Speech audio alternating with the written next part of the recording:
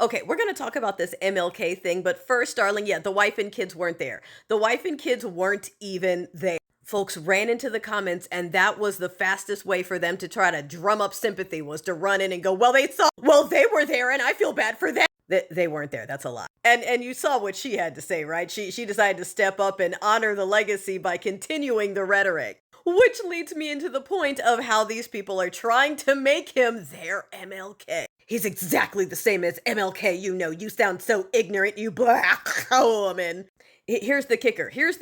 Those very same people will tell you that you have to stay peaceful because MLK, right? Right? He was about peace and you guys aren't being peaceful right now. That's why they like that one over the X one, right? They liked the one that wasn't pushing people to fight back. Those very same people are now telling you that someone whose entire rhetoric was the complete opposite: divisiveness, segregation, slurs, harmful ideologies. And sure, they tried to cover up how bad it was by putting a thin coat of verses over most of it as excuses for why it's okay. But this dude's rhetoric was so bad that if you repeat the stuff he said, you get in trouble. That's how bad his rhetoric is. And a whole bunch of these are insisting that that is what they stand for. That is who they are. That's their MLK. It's exactly the same thing.